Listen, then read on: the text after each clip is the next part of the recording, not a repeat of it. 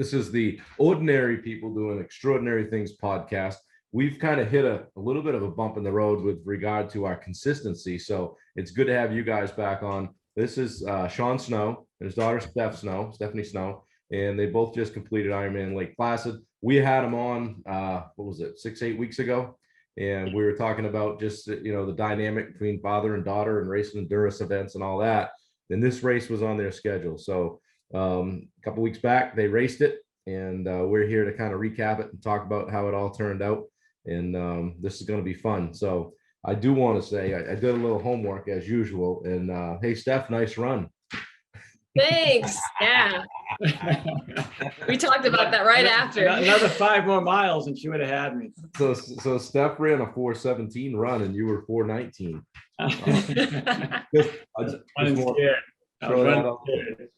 So I mean, I'm going to set the stage here, and then I'm probably going to roll the ball out and let you guys talk. But just so people that are following along can see what happened. Sean's done, I don't know, what are you done, 35 of these Ironmans? That was number 35. Yeah. So the other day, he went 11:27:26, 7th in your age group. Pretty decent. 144th male out of 1,333 and 182nd overall in the race with a 104 swim, a 5:48 bike, and a 4:19 run. Steph came in. Whoops, I didn't write your total time. You were under 12, weren't you? Yeah, just under. Just under 12. So yeah. About 30 minutes later, Steph came in 6th in her age group out of 34, 58th overall for females, and 297th overall out of the same 1,818 people. So pretty damn good day, guys. She did a 1:16 swim, so about 12 minutes slower than Sean, I think. 6:11 bike, a super nice bike on a tough course. In a 4:17 run, trimming up Dad by a couple of minutes. I'm gonna give you a couple ribs on that. You're running good. That's a solid run off the bike in an Ironman. So congratulations to you both. Great job. Bragging rights go to Dad on this in the house. However, she's coming, dude. She's coming. You better yeah, no, it happened. It's definitely and what you didn't, she also got me in the transitions too. Yeah, no, I was gonna say, mention T1, T2. She crushed me on one of them. I mean, by about 2 minutes. Low hanging fruit, right? You just go quicker in transition, right? No need to be hanging around, lingering in transition. Although you get a little older like us, Sean, it's kind of nice to sit down for a second. No, it's real nice. Yeah. If recliners in there, I wouldn't have come out. Right. Yeah. Well, I mean, tell me how it went. And, one of the big questions I have is, did you guys see each other out on the course? And if so, how many times, and how was that? And, how'd it go? It went well. I mean, I'll back up real quick. You said 35 Ironman. I figured I'd just show, if people are watching this, Bob, I think this is the year that you and I did it together. That was 2006. Yep. And this was my first Lake Placid. And Bob, I think it was yours too, right? 06 was, yeah. 6. And because you were in the t-shirt the last time we did this. Right. And this was Steph and I coming across the finish line. No kidding. That year. Yeah. That was when they allowed us to go, have somebody there. So that was Steph. And now fast forward, how many whatever years this is, and that's pretty cool. Before you get into it, how far from getting a Kona slot were either one of you? So well, I'll start with me because yours is better. Mine was it was only one slot for my. So, oh wow, yeah. So she took it. We went to roll down, and she went quick. Pretty much got to win your age group to get it. Yeah. And it wasn't going to roll down. You know, it wasn't happening. But me, on the other hand, it was so, Bob, it was like I was talking, we were talking after. It was almost like having a nightmare because, here Mike Riley's doing the roll down, and it came down to me, and Mike, and I didn't. So Mike was like, Sean Snow, and I didn't want to, I'm not, I don't want to be like, I already got one, So I'm like, I'm not saying anything, and Sean Snow going once, and I'm like, this is like having a dream where you're like, you got a Kona slot and you want to say like, I'll take it, okay, I'll take it, but you can't get it out. Right. And anyway, it rolled past me, but no, it rolled down to, sixth or seventh, seventh or eighth, so they actually did, the women, not so much, obviously, but I don't know if you heard, but they actually added women's slots for next year. Did you catch that at all? No, I didn't. Yeah, so they actually added, there's going to be a 2-day race in Hawaii next year. Oh, yeah, I did catch that. Yeah. And they're actually adding, actually for Lake Placid, 100 female slots. So it's going to be, I think it's going to be cool because it's going to bring, the number of slots to the females, like, similar to what we have, I didn't realize you've got a slot already. I did. Yeah. Yep. Where did you get that slot? Where did you qualify? Got that at Lake Placid last year. Okay. And then they canceled Hawaii. Got it. Yeah. Yep. And so what do you think about them splitting that race to 2 days, male and female? I mean, tradition wise, obviously it's a little bit, it's a little bit different on, in breaking up the age groups and in the way, but I feel like, for Ironman, obviously it's been a couple tough years for, I'm sure, they've taken a big hit race wise, and I think it's probably an opportunity to make, some money on their end. And I do think it's going to give people an opportunity, more athletes an opportunity to go, to experience the island. I don't, look, I'm an old school traditionalist that, I'd like to have 1,500 people like it used to be, and, have it as strict as it used to be in a 1-day race and all that. But, I suppose just like everything else, times change. And, I feel like, I personally feel like it's good for the sport, and I feel like it's good for the island, as long as the island can handle it, which we'll find out this year, Well, and it kind of changes your vision that you've had of you guys going and doing that race together on the same day. But probably, if I know you, it doesn't dampen your spirit and enthusiasm for it. No. But the other part of it is that there are male, there are male and female racers that on the same day. So that's for this year, though. This year, but next year it may be just female and male. So but the nice part about it will be that we'll be able to cheer each other on. So going there this year, it will be nice to be able to see some friends that are going to be racing in younger age groups, and experiencing that. It certainly is going to be it's a different ball game, and it's the other part of it that people want it to be a very strict qualifying, if you would, and you got to be a certain caliber or whatever you to get there. But the reality is, back in the day, back when I first qualified the first few times, there weren't a lot of Ironman races, and there were a lot of in our age group, Bob, you probably had, I finished 12th in Florida on my first one, and I got a slot. So, well, to give you an idea too, the year it was 2013, I raced my best Lake Placid at 10:37. Okay, so that's 50 minutes faster than the time you did today. I didn't get a sniff of Kona. Yeah. And that was, what was that, 40 to 45 age group or something like that. Wow. So you can tell, I mean, you got to be there. You got to be in the right place at the right time. You got to run the race and put yourself in a spot to be able to get a slot, Yeah. And that's what you're doing year after year. It's you got to give yourself a chance. So good for you.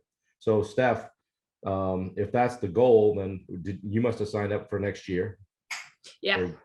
So you're on it. You're ready to go. So here we go. Keeping the dream alive.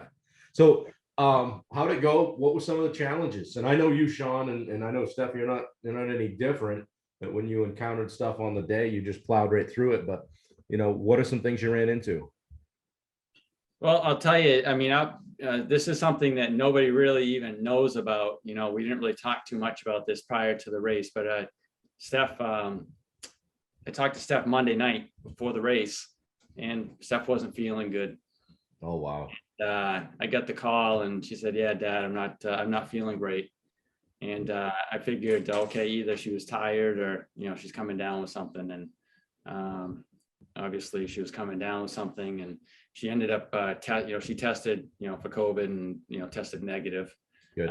But the reality was, it was, I got from a dad standpoint and from an Ironman standpoint, and with the weather forecast, I spent, pretty much my week, we didn't talk about it much, but, I was concerned about how her body was going to go, because it was a matter of getting everything, aligned. And she sounded miserable all week. And, I got to give her, she was the Ironman for even, for everything that she did that during the week to lead up to it. Cause, we spent times talking about, Michael Jordan's flu game. And, I did everything I could to keep her head in it, but at the same time being a bit nervous about, okay, what's gonna, how, whatever it was, a bug's just got to get out of her system, and it's got to get out of her system in time for Sunday, so that was hands down the challenge of the week. I had my roll. I just had everything sprawled out every day. I was like regimented with it, and just went to bed at like 7:30, and got up and just tried to, you got to go each day going forward, stay patient and know that it's probably going to line up well. Just stay in that positive mindset. Well, they say if you look down the starting line at Ironman left and right, there's not a person standing there that hasn't dealt with something to get there, right? Yeah. So, that's it, But for the day though, for the day. So, as far as the challenge is for the day, you mean? Yeah. Yeah. God, I mean, it was, we both started the swim together. They have the rolling start now. So, they do. Yep. So rolling not per age group or swim seat or anything. So you were able to just start together. Cool. Yep. Which we agreed upon, which is cool, because last, when we did it in was 16. Yeah. So she started in the back, didn't want to get, at that point, get trampled with people. And hey, Steph, just so you know, I know exactly what it feels like to have your dad sitting there waiting at the finish line, already eating pizza when you get there. Yeah, you're like, okay, yep. He's like telling me, when I sit down, and he's like, yeah, all these people, the volunteers are coming and helping you. It's really helpful here. Yeah. Like, okay, yeah, I'm sure. Wasn't that long though, I'll tell you that. No, not at all. So we sat, we situated each other, took off together. So we knew, pretty much knew our, our time was going to be the time. We never really got too caught up, and the goal was to go out and obviously finish for both of us. And we never got really too caught up in, I don't even ever think we talked about, being ahead of each other or anything like that, leading up to it, The cool thing in the morning was like, I don't know, we woke up, we were ready, we were getting all fired up, but we were pretty relaxed.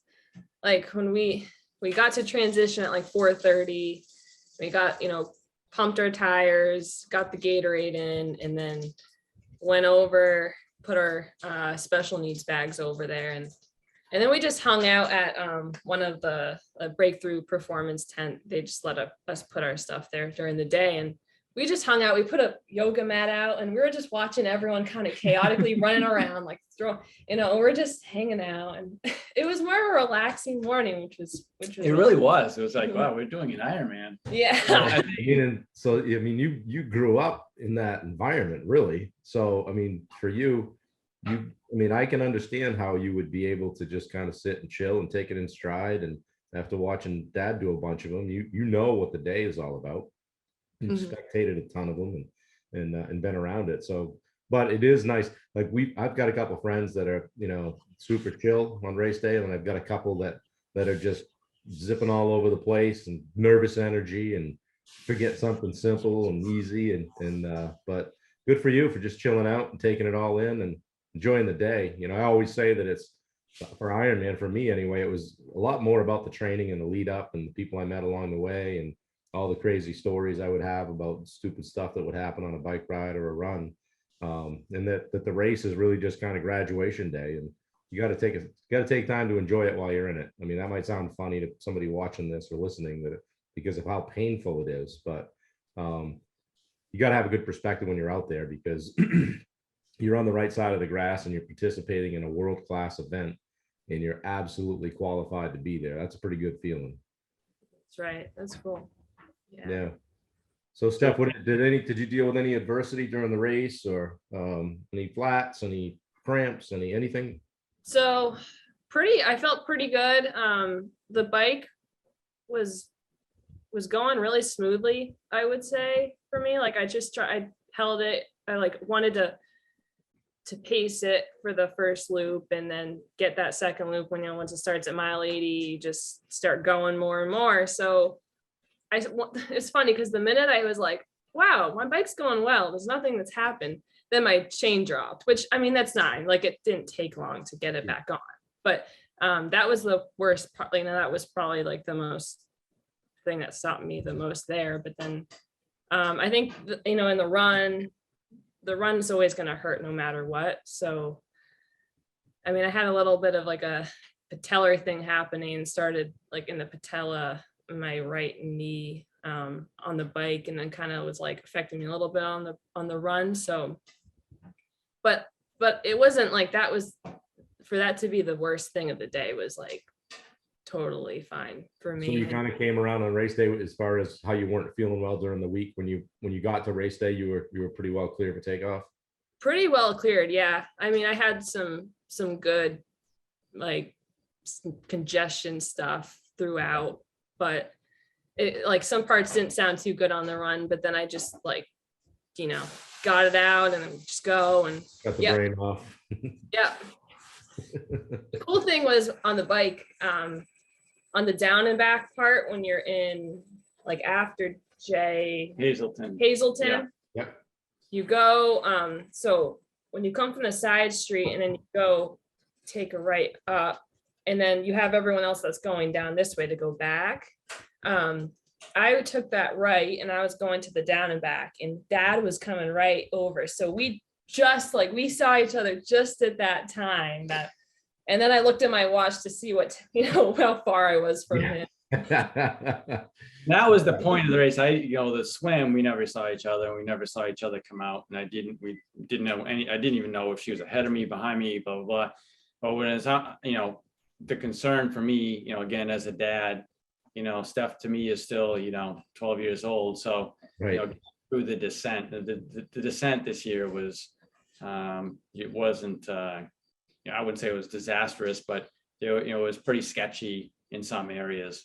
And I knew that, we had actually worked a little bit more on descending than we have in the past, the couple of months leading up to it, actually letting go on the descents a little bit more. So I knew that her daring, she was going to be a little bit more daring on that end. And I just really wanted to see her on the bike, and at that point, because, your mind is going, I just want to make sure that Steph's so good. We needed one time to see her. I knew if the first loop, good. The second loop, I don't want to see her. And we caught each other, and it was just like, from that point on, it's like, that was, I saw her and I was thrilled, but then it was like, now the race is on. Now I don't want to see her. I got to bridge that gap, because I could see the look in her eyes. It was just like, Dad, hello. And I'm like, okay, you remember what you said to Steph? You hold back. You got to hold back. Yeah. Legs are going, you need to go. And I'm like, no, you don't. You're coming hard. Well, like they always say, it's not a race of who goes the fastest, it's who slows down the least, right? Yeah, no doubt on that. Guys clearly both with some pretty remarkable times stayed steady throughout the day. That's what this shows me anyway. And you didn't, like, a lot of people will go out and drop a 5:15 bike and then throw up a 6:20 run, Yeah. And, so the people that I find do the best at Ironman are pretty solid in all three. They're not collegiate swimmer that came to Ironman, or a guy that just a top tier cyclist. Those kinds of guys with resumes like that, guys and girls with resumes like that, a lot of times they don't really excel at Ironman because they won't work the discipline that they're weakest at, and you guys are, pretty steady overall. So good job. Congrats. Great race. What's on tap for the rest of the season for both of you? It's only August, so I know you're not done, Sean. So we both will. I signed up for Timberman in Nice. September. Yeah. So I'm building for that. What's the date on that? That's the Right around the 15th to 17th. 17th, I think. It's on a Sunday. September. Okay. Yeah. Yeah. And then you're next after And that. I've got then I have Hawaii October 9th, I think. I got the Saturday race. Yeah. And the family will be down there for that. Great. And then right after that is going to be the next showdown. Where's that? Utah. Okay. So that's 70.3 Worlds. What's that date on that? That's last weekend of October. So you got a busy rest of the year. No, Sean, you're not going to do Timberman? I'm not. No, it's too close. I had that hamstring thing, and I am, I'm pleased with how that's gone. And I feel like those two races, Hawaii and Utah, at this point, probably I just want to try to. I haven't been able to put in a solid base. Yeah. I'd like to spend the next 6 weeks just building it right back up, and then because with Hawaii, I've learned that it's really not for me. It's not speed. It's just being able to endure, what it throws at us for the duration. Yeah. So I'll ask you guys another question. And I've talked to a few people about this, and they talk about, wow, a couple of weeks out after an Ironman, they're in the tank, or they're down, or they're just kind of don't feel like doing anything, or there's this big letdown. And I've tried to explain, I'm like, listen, you got to take a little bit of time off. You have to recover, but not just physically, but mentally, because every day you've been doing something forever, training for this big lead up. You hit the goal, and then it's boom, the bottom falls out, and you almost lose your identity a little bit.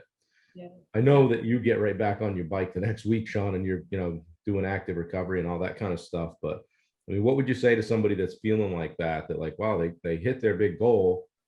Now what? Well, me personally, I mean, I've always, I feel like a big part of, especially, something like I've always said, the Ironman hangover thing, that you got to let the body and the mind recover. But I really feel like it's really important to have that, to have that next goal lined up, that you're looking forward to, because you build up so much, time and effort into this one event. And then when it's done, it's like, now what, it's like, you build up for a wedding, and then you get married, and then you have the rest of the marriage to be, to look forward to. Well, you train for an Ironman, you're like building up for a wedding, and then you get done, and then it's just like, okay, I'm done, now what? Right. I kind of feel like that, to me, from what I've seen, that's a big part of what, what that down feeling is. It is a physical thing, but I feel like a lot of times it's a mental thing. And and speaking with over the years, speaking with people that that miss it, that have done it, and I've talked to, it seems like it's, I've talked to more and more people the past few months that haven't done them for a while, and they're like, man, I really miss that. Yeah.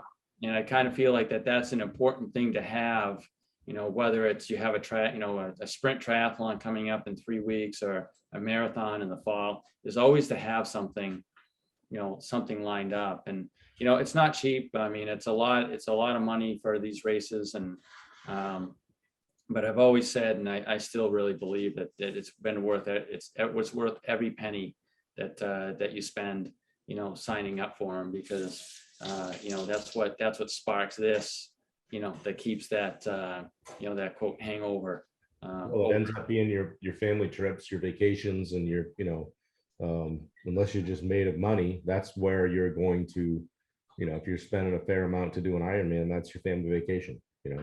and chances are, if you're doing a race and it's a destination, they have them in some pretty nice areas, a la Kona, Yeah. or Utah, or, where you just were. So that the communities that take these races on, and bring them in, are great places to go anyway, regardless of an Ironman. So, Right. but yeah, you could spend some dough, when you were talking about Hawaii and Utah and Lake Placid, that's a lot of money. And I know that sometimes you go and do some of these on a budget, don't you? Like go stay at a campground and you and Steph just go and do it and come back, and if you drag no. Oh yeah, no, Yeah. oh yeah. I know. And I remember when I first got to know you, I walked up to you George, after a race. Ironman at the main 70.3. We stayed in a tent several times. We did like 2 or 3 times. We've done the main 70.3 when it was the old orchard. And that's actually the fun part of it, to be honest with you. I mean, I kind of feel like it's nice to go to the destination areas and do that, but the other part of it is like, trying to, well, I mean, another example is, at Lake Placid, if you can't, you saw me, you can come up, when you come up, you drive, we're up there Thursday, Friday, Saturday, Sunday night. Thursday and Friday, 5 o'clock, you can drive by our hotel parking lot and find me cooking pasta. Yeah. Right, you saw me, so it's cheap. It's not a $50 meal. I'm out there cooking my pasta in the parking lot. Yeah. And to me, that's like, that to me is, it's, that's what it's all about. So whether you, and it's kind of, sleeping in a tent before a race and then having to break it down and go do the race. I don't know, that's kind of part of the challenge, Yeah. Your Ironman starts the night before. But yeah, no, it's, we've been very fortunate over the years to go, with the destinations that, that we've gone to, and look forward to more, and hopefully get you back out there, buddy. That's what, yeah, I'm thinking about that at some point. Got to get healthy and feel better. When we were talking about that letdown you get after Ironman, I always was very good at stepping away when it didn't feel right. And if I just wasn't feeling it, I'd take a break, and then I would notice 5, 6, 7 days later, okay, now I have the itch to go for a run. And now I have the itch to get on my bike. And right now, the thought of getting on my bike and riding 100 miles doesn't appeal to me at all. And I think it's mostly because I've got a ton going on with business. I've got, 7 employees now. A lot of people relying on me for their livelihood. And so that's a big deal. And until I feel as though that's got its own momentum, it does require a lot more of my attention than anything I've ever done. So that said, we all need to take care of ourselves and get oxygen, as they say. And that was, the Ironman game, or triathlon in general, was something that breathed a lot of oxygen into me for a lot of years. And, I know 300 people I didn't know in 2005. You guys are as an example of that. So I enjoy it. I enjoy the community. I'm one of those, I'm a gatherer of people, and hey, let's go do this, and let's train here, and let's put this together. So I've had a lot of fun doing it over the years. So it may come back. It may not come back to the Ironman level. Maybe I'll go do a sprint and see how that feels, and just get out there and bang around. We'll see. Right now I'm getting out of bed going, okay, what hurts? And just trying to stay positive and, just keep on keeping on. So, but it's definitely something that I haven't lost sight of, and I do enjoy it. And I like who I was when I was doing it, because I was competitive. I felt as though I was in the best shape of my life, and it just fills my cup, so. Yeah. And I feel like as we get older too, it becomes, a little bit more important, right. to keep us on that. You kind of walk that fine line, obviously, you want to stay healthy and, not beat your body up too much, but by the same token, it really, it's about keeping the body in motion, How I mean, you've done a bunch of these, and it might be different for Steph, but like now, I mean, I'm sure you feel like you can kind of tune up for an Ironman, so to speak, in 8 or 10 weeks. You know, like you can pretty much sharpen your pencil and go. What are you doing like on a day-to-day basis? What's a training week look like for you right now, Sean? I know you got a busy job. You're going at these, you go at them hard, but I know you're pushing, you're competitive with yourself. But you're also in the 55 to 59 age group, right? So you're Yes. getting older. So what's a typical training week look like for you right now? Well, I mean, leading up to Lake Placid, it was kind of a fidgety one because of the hamstring. I think after we spoke, the last time we did this, I think I had a setback in a 5K, and then so really it was about a month before. It was kind of I wouldn't call it a big push, but I was able to run a little bit, and then I had about a 2 week build up, which was like very kind of random, where I was able to run, probably 4 or 5 times, anywhere from 5 to went out and I ran like 19 miles one day.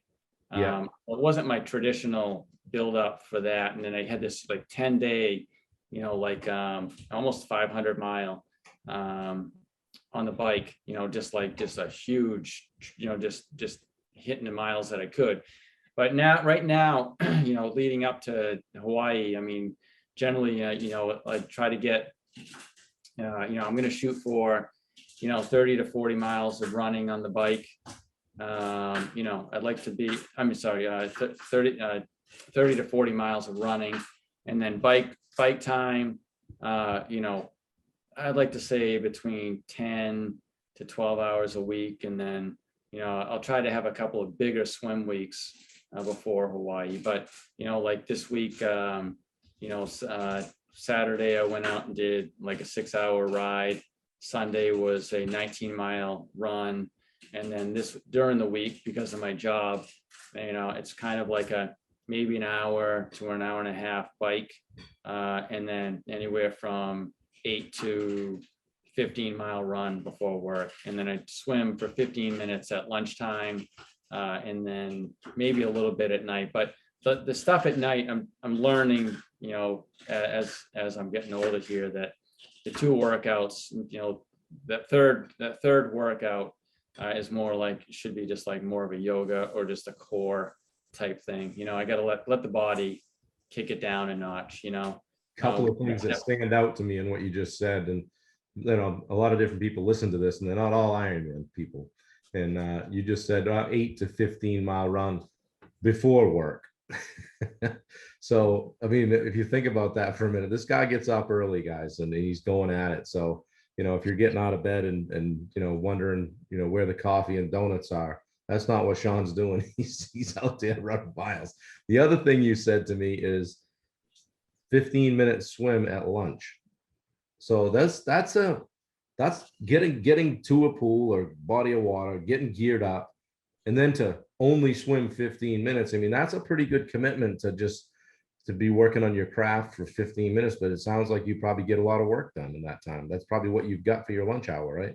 15 minutes, and I've been doing it every day. I've been doing it every day for, we'll say 15 years, at work. Everybody knows that, I've got a 1-hour lunch, so I got to utilize it. I utilize it, 15, 20 minutes, depending on traffic and all that. But I get there and it's, most of it's just the easy stuff, but it's just getting a feel for the water, and it all adds up, over the course of the week. And that's, kind of build, keeps the swim consistent, because you're really, in the long run, the swim is, if you've got the swim experience, that's really the shortest part. Although Hawaii is going to be much more tricky, because you've got, your no wetsuit, and it's also a much tougher swim. Oh yeah.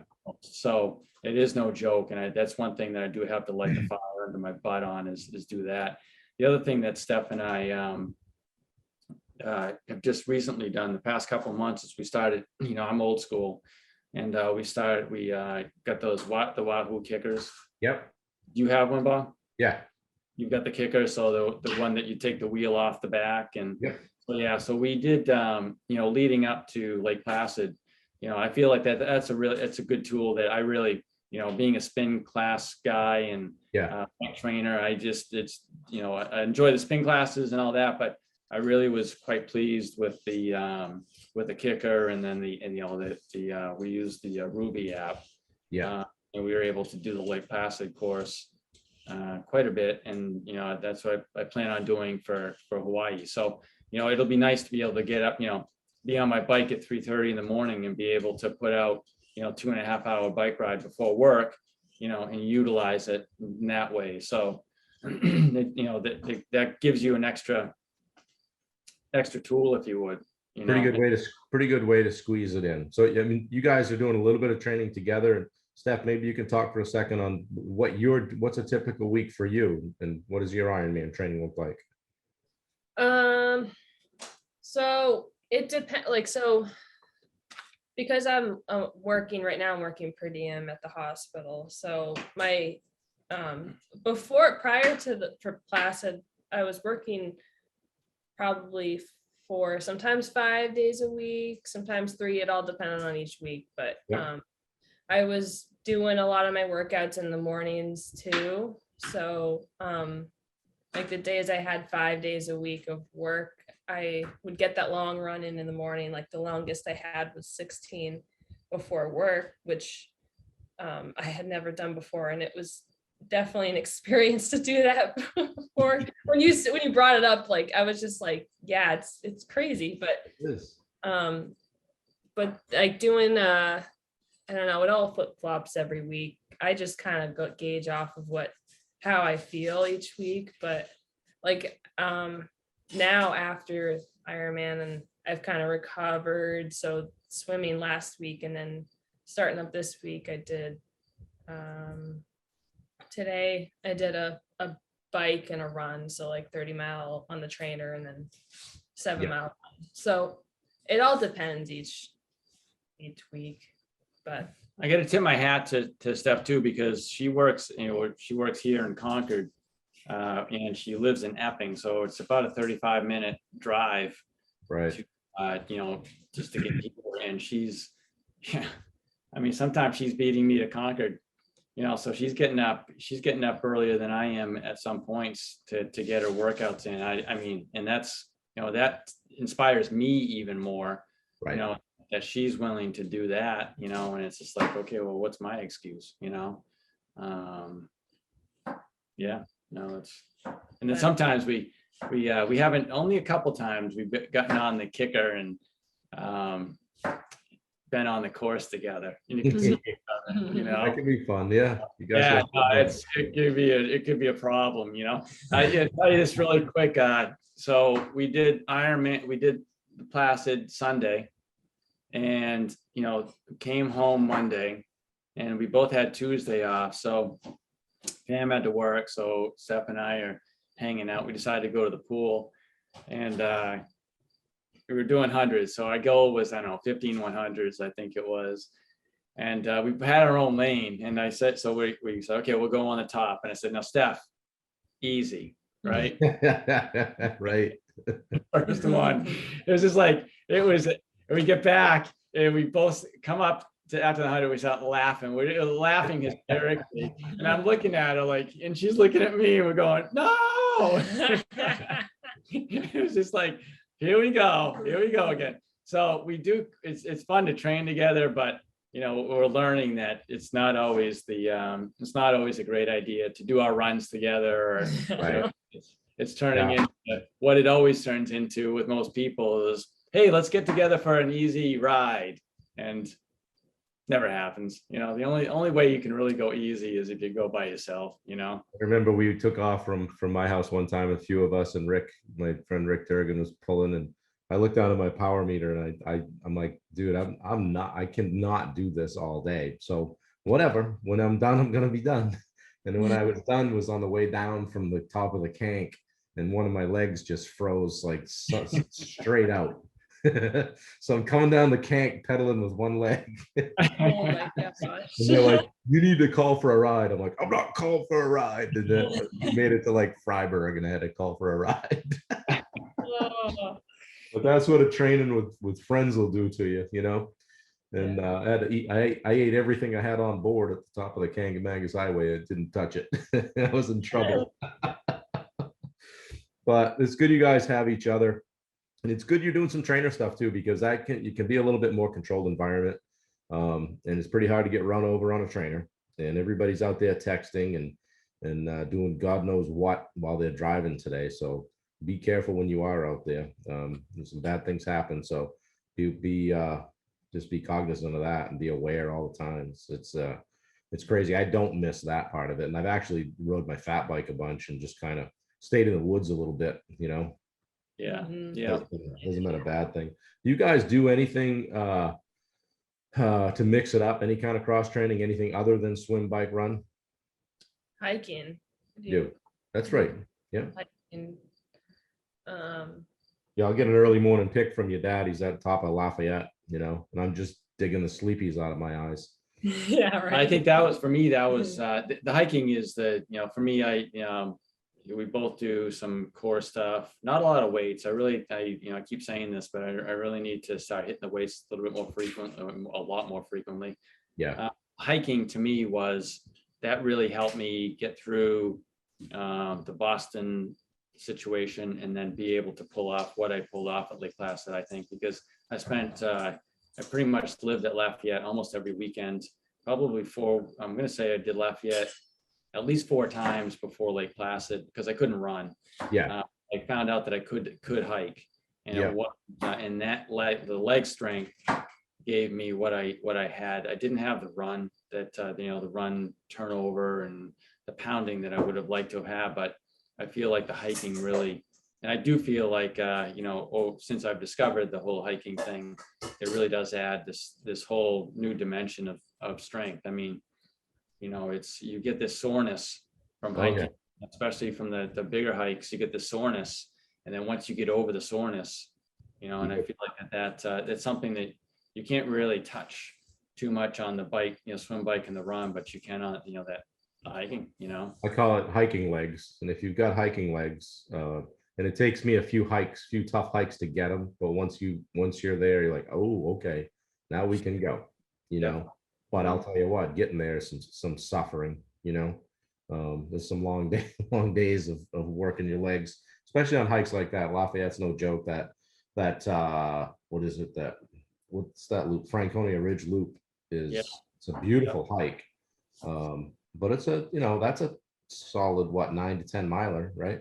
Yeah. It's like 9 miles, and it's I mean, it's the flip side of it is you really gotta, early on I used to run it and stuff like that, but now I just get out and if I run it, in the flatter sections, right. Just kind of fast hiking, fast walking it really quick. You don't want to be rolling ankles and right like that. The other thing that I do is a little bit of boxing. I used to do a fair amount of I don't know if you've heard of title boxing, but that I was doing that for a few years, and then things kind of went belly up a little bit with the COVID situation. But I've got a boxing bag in the basement, and you do use that from time to time. I feel like that's where it helps the run more than anything. The core strength from the bag. Yeah. And the last thing is yoga. I mean, I spend every morning and every night, not hours on end, but I feel like as I've gotten older, that's been the most critical part of my whole training is keeping the body, along. Well, I read a lot of books about, just mentally tough people or successful people. And one of the recurring themes, the things they all have in common, is a morning routine that they do not deviate from, whether it's reading their, core values, or whether they're getting up and saying, hey, I'm not touching my cell phone for 30 minutes, or I'm going to take some time like you, where you're hitting the yoga mat, you're making your inspirational Facebook post, you're reading some verses, whatever it is that gets you kind of centered for the day. For me lately, it's been, okay, I'm planning my day. So I get up, take my time, have some coffee, take a look at this and plan out my day. And then I don't come off it.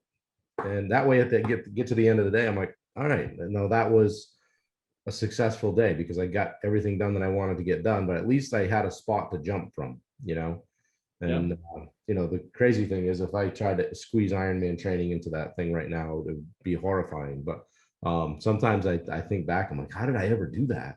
How did I ever get all that stuff in? How does Sean get all that stuff in? Well, you get up at 3 o'clock in the morning or whatever time it is, and you get going. So, which also means you get to bed early. Right. Yeah. Yeah. I'm generally in bed by 7:30 is the target, but and generally it's 7:45, 8 o'clock, but like to be in bed by 7:30 and sometimes 7:15,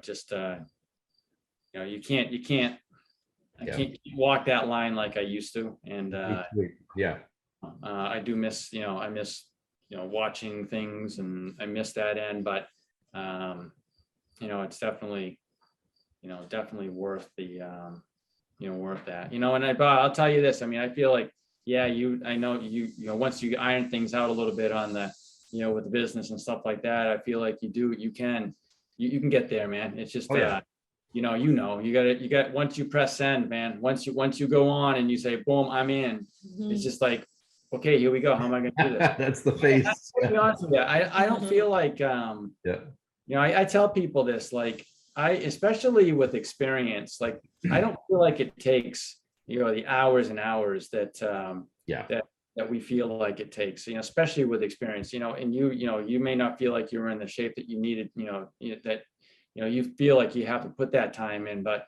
I really don't think that we do. I mean, I feel like your body learns it. And not only the body learns, but your mind remembers.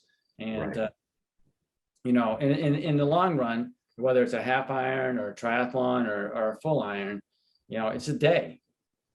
It's a day. You just got to do it for a day. Good point. Right? It's just a day. You're capable, you got crowds, you got energy. It's a day. Yeah. So it's just getting up early in the morning, doing your thing. And, I swim.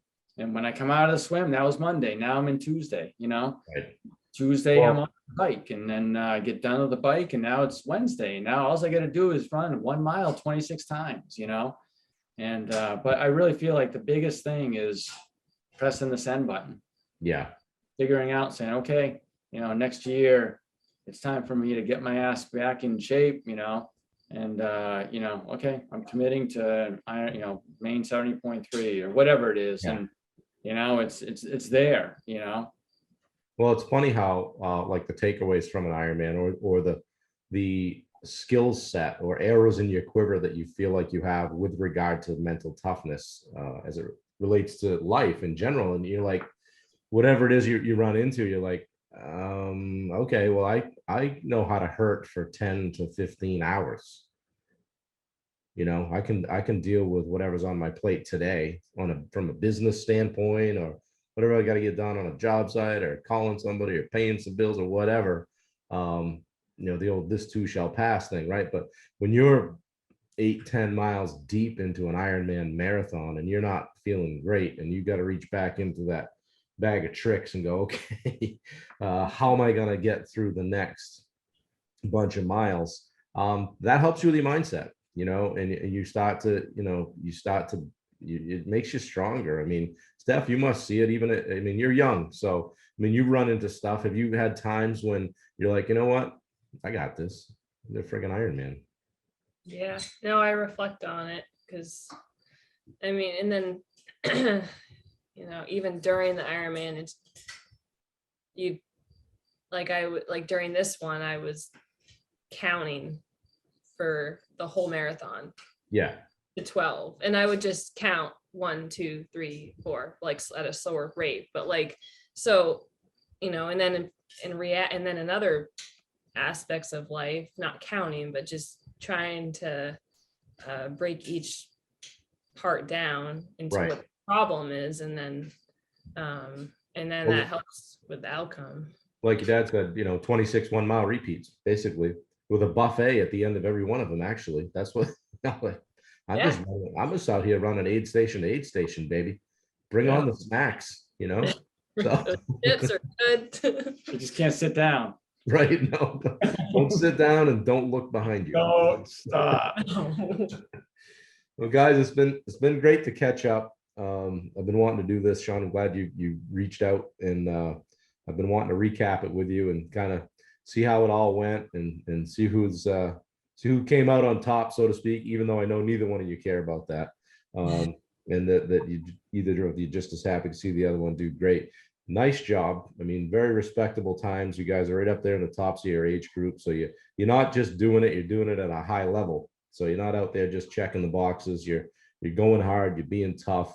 You guys are role models. You're setting the standard for people, in your area, in your hometown, and people that see you online. And it's just good stuff. And I'm happy to know you. And I thank you for taking the time to do this.